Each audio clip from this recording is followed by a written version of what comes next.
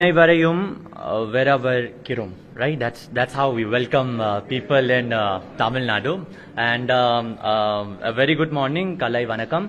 And my name is Rohan. I'm a social activist from Manipur. Today's press conference is mainly on what we call the ugly truth or the two-side stories. Because what has been happening in Manipur for the past 4 months has a lot of misinterpretation and only one side of the narrative where we just feel like the media is reporting only one side of the story. Today, as you see in front of the pulpit, we are meiteis, but we are not representing today only as a meitei, but we are representing today in front of you as a Manipuri. Now, first of all, let me start with the narrative of this a very famous Christian and Hindu fight going on in Manipur, which I feel like I need to clarify this very clearly. First of all, Tamil Nadu and Chennai mostly have a very deep root to the Christian community. I myself am a meitei Christian. You'll be surprised to know that at least 1.5 lakhs population of meiteis are meitei Christians, first of all. And in Manipur, there are a lot of meitei Christian churches, which was reported even to the United Nations and European level that it was vandalized by the meitei mobs. We are not running away from that fact. And even my old church was included in that vandalization. And being a Christian myself, I was not happy. I really condemned it. But I ethnically belong to meitei and religiously belong to Christian. So I have connections of both the sides, and I can, feel the sentiments of both the sides. But it was very, very, very saddening to see the media was not reporting on another side of the story. So what is that another side of the story? We have learned from several media reports that around 320 churches has been vandalized in Manipur. And yes, it is true. 250 of the meitei Christian churches, we have to be very specific on the data. Around 250 meitei Christian churches has been vandalized. Around 70 to 80 Kuki churches has been vandalized. And when we see the numbers, it's around 320. But we were never aware of the fact that 393 mandirs and temples, 393 mandirs and temples were also vandalized by our Kuki brothers and sisters in Manipur. And as a human being, I'm not speaking as a Christian though, if it was an attack only by the Hindu community or the meitei community towards the Kuki, then you can term this as a religion war or a genocide or a Christian genocide or whatever you can call this, in any term that Christian has been persecuted. Yes, I would go with that fact, and being myself a Christian, I would stand up for my meitei, for my Christian brothers and sisters. But being myself a Christian, and when the Christians have already targeted around 393 mandirs already, and it's already in the record. We will be distributing you the list of 393 mandirs also today. It's on the way itself. We will be distributing you the list. How can you call, number one, first of all, that this is a Christian and a Hindu thing? And yes, as long as the Christians are there, we will face persecution in the world, and that's what our Bible teaches us. And I'm very well aware and well, knowing of that fact. But you can't just keep on blaming a blame game where you yourself have gone to some extent and also have attacked a huge number of mandirs and temples. And you keep on playing this minority card in front of the world that Christian has been attacked. Now, let me tell you one more very shocking truth, which I also feel, this is a very ugly and a very untold story. We are meitei Christians. The fact itself that the meitei Christian churches has been attacked by our meitei mobs is very well known and aware in the entire world, even to the United Nations level. Are you aware that at least 8 churches, I'm specifically telling you the number. 8 churches of the Meitei Christians were vandalized, burned and attacked by our Kuki majority Christians in Manipur. When they themselves has been claiming in the entire world that this is a Christian genocide and a Christian attack. I have got reports from at least 8 pastors. I can read you down all the pastors' name and everything. We have all the list of the numbers. Let me start by mentioning you the number of churches which were looted. Pastor John, who is from Churachandpur, reported that 4 PCI churches which he takes care of, 3 churches were looted by the Kuki Christians. The number of the churches are, the name of the churches are S. Boljang Asap Presbyterian Church in India, which is also included in the press release, Thingangphai Presbyterian Church, Yaipakol Presbyterian Church of India. These 3 churches were looted by our Kuki brothers and sisters, which is located in Churachandpur. Another very shocking incident, an evangelist called Ibem Cha Oinam, who has been into the Christian ministry for 25 years, for 25 very long years, who has been into the ministry and who has been as a Christian missionary. Her church or her fellowship was attacked by the Kuki miscreant, and the name of our church is Manipur Evangelical Lutheran Church, which is located at Khuga Tampak, which is in the very heart of Churachandpur. And as you know, Churachandpur is a place where Kuki are the majority and Meiteis are the minority. And Infal is a place where Kuki are the minority and Meiteis are the majority.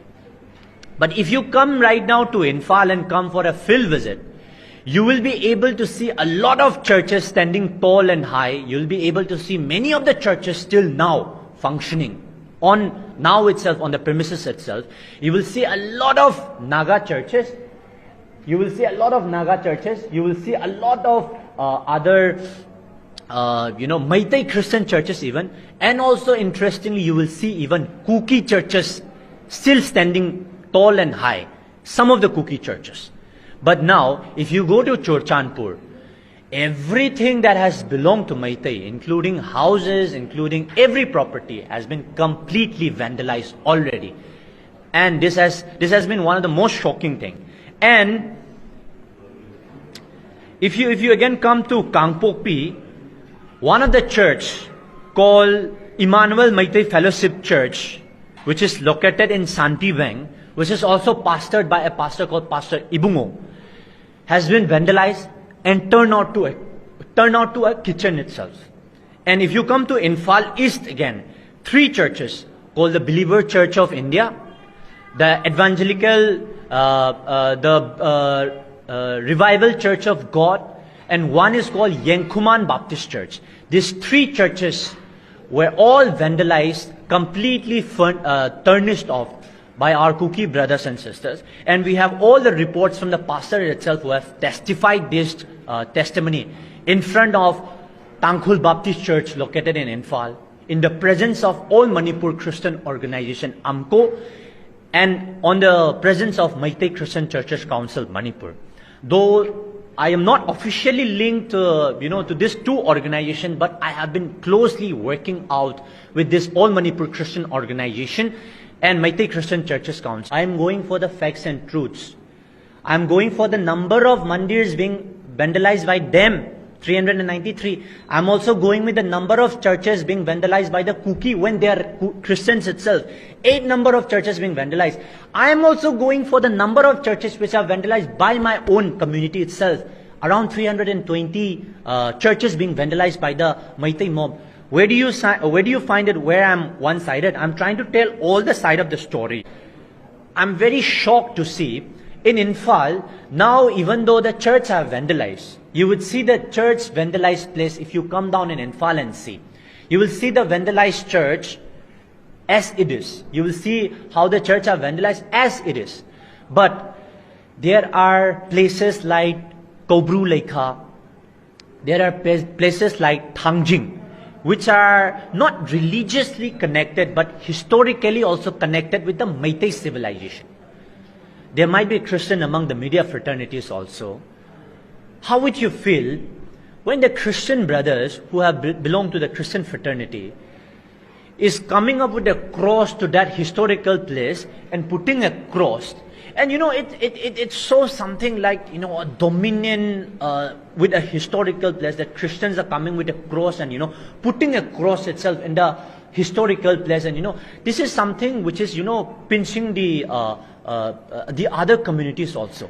When we ourselves as a Christian community should be responsible for peace, I believe that our Kuki Christian brothers and sisters are not being the brand ambassador of peace.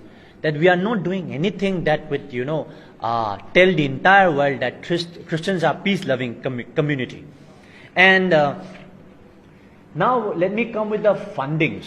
When it comes to funding, these are at least a few church lists from USA who has been funding our Kuki brothers and sisters. Now I'll tell you the reason why I'm showing you this. If you look at the topography of Manipur, 10% of the area of Manipur is plain area. 90% of the area of Manipur is hill area. Let us go with the population level. As media reports, majority, we meiteis, live only in the 10% area of that land area. And the minority, Kuki live and Nagas live in that majority of the hill valley area. We get attacks every day from the periphery area. We get attacks every day from the periphery area. The entire of the Kukis has been trying to tell ki we are the minority, we are the minority, we are very poor people, we have been affected. How come our Kuki minority brothers have the guts and have the funds of getting automated weapons, AK-47 every day? Yes, there is a report that the meiteis have already snatched weapon from the police station. Law and order situation has fell, and we really come with that fact. We are okay and we commit with that fact. But I'm telling you once again, where are the arms and ammunitions of our Kuki brothers and sisters coming from? They have all the automated weapons, machine guns, AK-47s, shooting down from all the periphery angles of the hilly area. One farmer recently got shot down from a place called Naransena.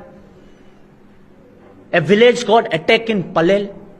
And this minority, our Kuki brothers and sisters, are having that funds and monies of getting, attacks with the automated weapons.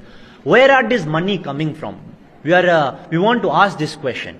So when we seek out where are the funds coming out from, it happens to be from two sources. One is narco-terrorism.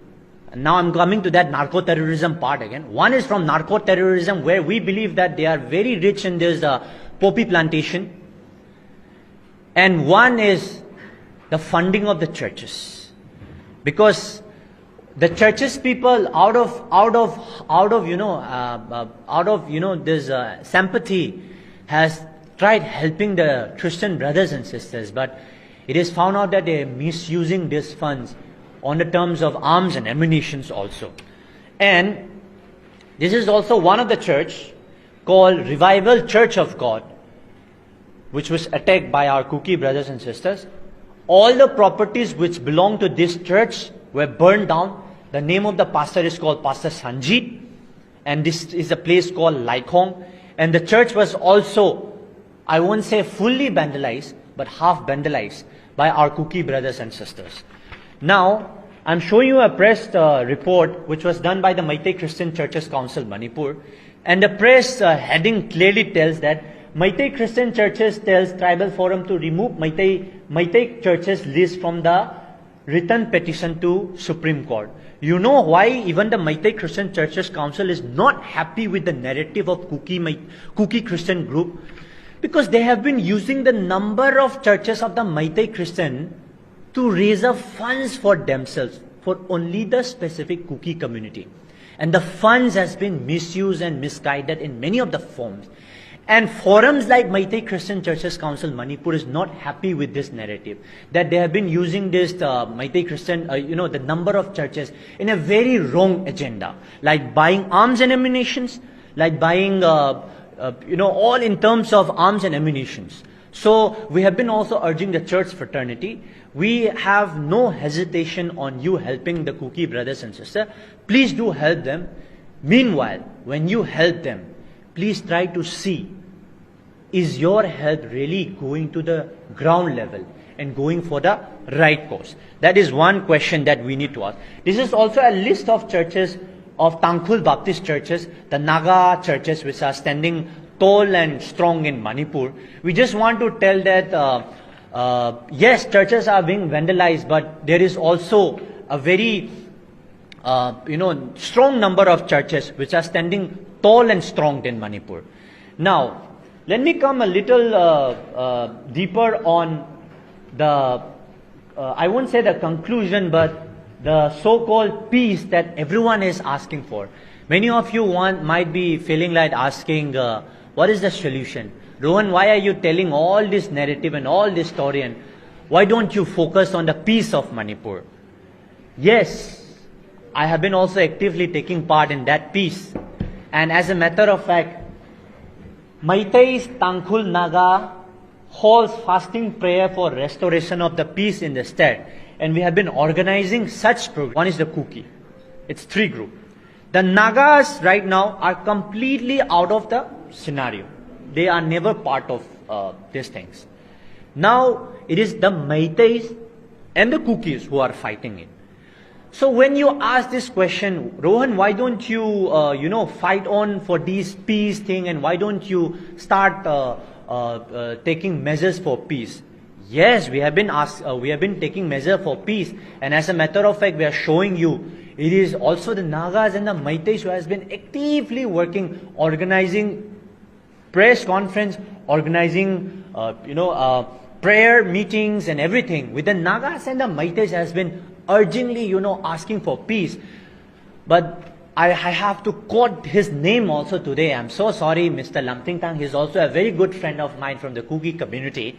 His screenshot has been viral in the social media and in the media channels. He's a very dear friend of mine. I'm so sorry, my dear friend. And he's also a very reputed social worker from the Kuki community. There was a press circulation which was viral in social media, where the last line quotes telling this, that we firmly declare our opposition to any attempt aimed at reaching any agreements with the Meitei or deviating from the demand of separate administration under the compensation of peace or religious reason. If any of the Kukis are found to be talking with any of the Meiteis, then it is a clear information from the Kuki community telling a report that Kuki will be shot down by the Kuki itself, not by the Meiteis. This is a circulation coming up from Mr. Lamtingtang Aukip. We can share the screenshot also. It's already going viral in the social media and in the news channels also. And in the meanwhile, please note that we Meiteis has been actively working out on this peace thing. Now, let me also come up with another interesting facts again. So with all the narratives that you have been seeing in the news channels, our Kuki brothers has been actively telling that we are Christians, we are Christian minorities. Why don't the entire of the Christian group help us? Yes, I'm also a Christian. Sometimes they have started calling me Judas Iscariot, and they feel like I have completely forsaken them. No, I'm not forsaking them. So now there is another claim coming up from a very reputed media channel which has been reported that Kukis are also the lost tribe of Israel. Of Israel called Bnei Manesa, where they are also urging the Israel authorities that you should help us. When they find any tribal leaders, they will tell that it is a tribal and a non-tribal thing. When they find any Christian, then they'll tell that this is a Christian and a non-Christian war. When they find any Hindus, then they'll again say, you Hindus are attacking us, the Christians. When they find any Israeli, then they'll say, we are the lost tribe of Israel. They are trying to be, changing different narrative formats and trying to, tell the entire media that they're trying to play many of the games, minority game and majority game and everything. Now,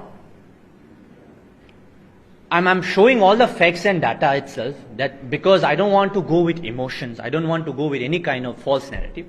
As reported by one of the very reputed media, now I'm going to tell you what poppy plantation is all about. You must be also aware of what poppy plantation is all about. I was also one of a very active campaigner in the campaign called War on Drugs, which was initiated by the government of Manipur. In the survey which was published by K. Megachandra, which was also the SP of Narcotics and Bureau, it happened to found that 15,496 acres of land, I'm telling you once again, 15,496 acres of land were found to be poppy cultivated in Manipur. Number one. And surprisingly, I don't know it will be a surprise for you or not, 13,121.8 acres of land, which is almost 85% of the land, were found to be from the Kuki dominated area. And this itself tells with the number of data, I'm not speaking by emotions, and this is a data from NAB department, from the SP itself, that 85% of the land, 13,121 acres, were found to be from the Kuki dominated area. And this itself shows that our Kuki brothers and sisters has been actively involved in this poppy cultivation. They also have a counter question to me. You meiteis are the funders of this poppy plantation. I'm telling you once again, there is another report coming up from Mizoram. Mizoram police names Mizo refuge. This is not the report, though. But yes, but if you see from the media reports again, you will also see that. Now just check the Mizoram news. Just check the Mizoram news right now. See the number of drug cartels being caught in Mizoram right now. Do you know the reason why? Because the road has been completely a blockage in Manipur right now. Moray is not functional. The route of this, the Golden Triangle has been blocked in Manipur. So that is the reason why the route has been changing right now to Mizoram. And that is the very fact itself that there has been very high percentage, increasing number of drug cartels and police nabbing all these drugs in terms of crores and crores of rupees, because the routes has been changed right now.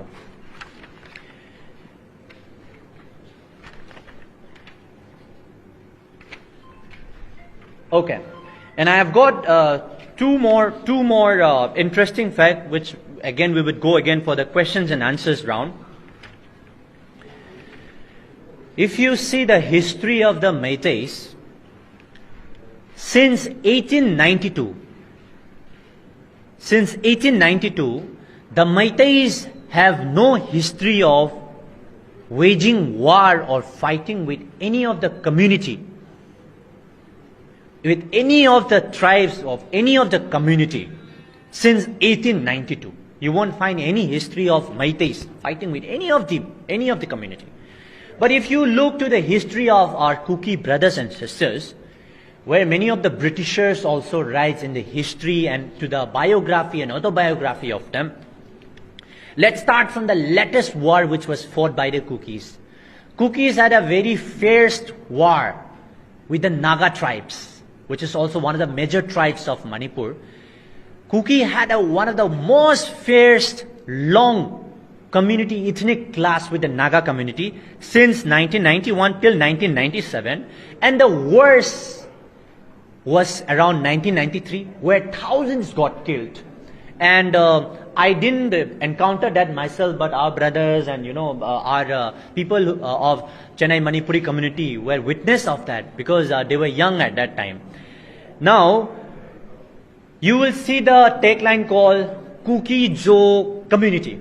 Kuki Jo community. But the Kukis and the Jomi itself had a clash way back in 1997. And around 300 people got killed in that conflict. Now, let us come back to Assam. Kukis and the Assam Karbi clash, which happened recently in 2004 and where 85 people got killed in that clash. Now, again, let's come with a specific tribe of the Kuki tribe called the Ma tribe. Kuki and the Ma tribe had another conflict with the Assam and Dimasa tribe of the Assam clash, which was at 2003. Now, if you go to Bangladesh, right now, the Kuki National Army, the KNA and whatever the underground UG tribe and the army which are present in Bangladesh are right now actively fighting with the government of Bangladesh called the Kuki Chin and the Bangladesh clash, which has been happening for series. Now again, if you go to Myanmar, the Kuki Chin group ran towards Manipur and we were the one who were giving them refuge during that time. And it was not official though, but I myself was present in that refugee program where I myself went and helped out many of the refugees during that time. And in 1993 also, it is very surprising to know that we meiteis are the one who gave refuge to the Kuki tribe in the clash of Kuki and the Naga tribe. We were the one who have given them shelter. We were the one who have given them refuge. And out of all this happening, our intention to all my dear media fraternities, brothers and sisters, is that we are not coming here to prove that we are right.